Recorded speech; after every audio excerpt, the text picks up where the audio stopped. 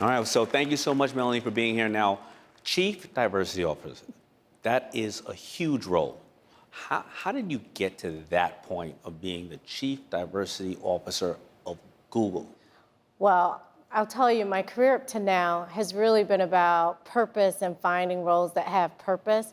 And it's really the evolution of all the roles that I've had that culminated, one, in me coming into tech industry, and two, leading in the role that I have. If anybody looks it up, it's no secret. Google has always been on the front end of breaking down barriers and addressing everyone. This is your first year at BED. Thank you for being here. What drives you and Google to want to do this? Well, first, thank you for having us and for allowing this space. And so when we think about everybody that's here, our entrepreneurs, our investors, it's really important that we continue to provide a space to create not just community, but education and partnership. And at Google, one of the things that I'm most proud of is really building systemic interventions that address systemic and structural barriers. So it's really important to be here with you because now is the time to continue to invest for the long-term sustainability. We're going into a place in an area where a lot of companies are wondering, oh, can I deal with retail? Do I have to cut back X amount of employees? Gas is at all-time high. And so when they decide, a lot of them, to cut back and scale back certain programs, it's not a personal thing. They have to slash and burn a lot of different line items, right?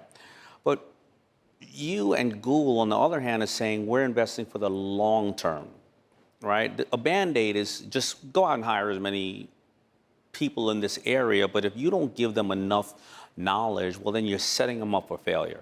And I know Google has been doing that with founders. What other things are you doing like this to help, bring further people up the ladder and nurture them? Our goal has been to build sustainable equity both internally and externally. So in addition to our Black Founders Fund, we have digital skills training. So we have an initiative called Black Women Lead. We work with the Divine Nine, the Links Incorporated, and Dress for Success. We also have a certificate program where for non-degreed individuals, you can access like over 25 different career certificate programs. We run through Coursera. Is that for people that work within your system or for everybody? No, that's for everybody. So all these resources out there. So all of these resources are at no cost and are designed to be helpful to ensure that we're doing our part of the collective to build equity and sustainability. So you have everything from actually a fund for just Black founders. For just Black founders. Then you have one for women. We have one for women. We have one for the Latino community as well. Okay. And we've just gone global. If I'm home and I'm watching this now and I see us both up here, am I intimidated going, well, I got to go to college to get that tech job? What would you say? Is that a necessity?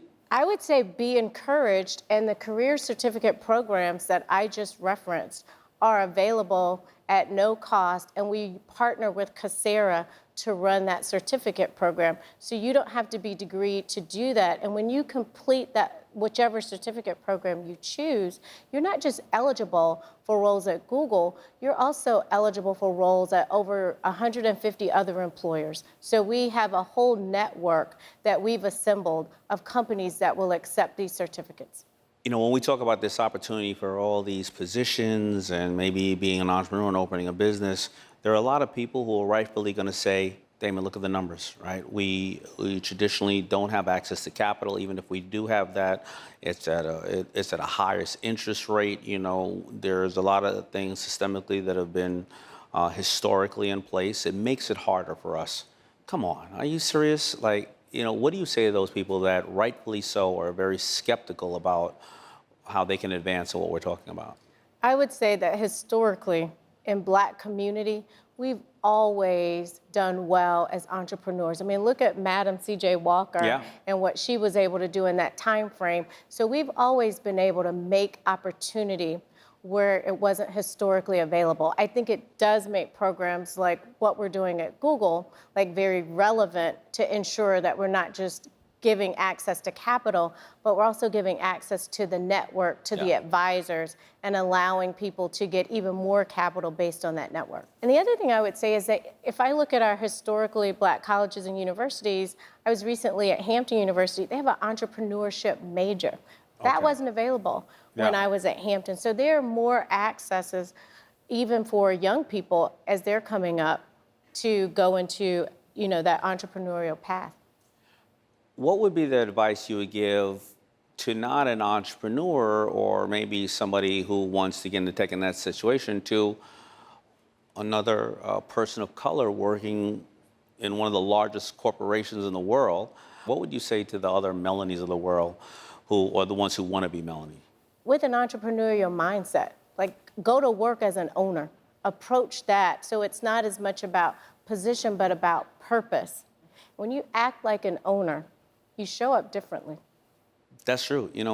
I tell everybody, I have a lot of great people that work for me, but I want them to act like an owner and tell me what to do, because why hire them if they're not smarter than me? There's still a lot of work behind that.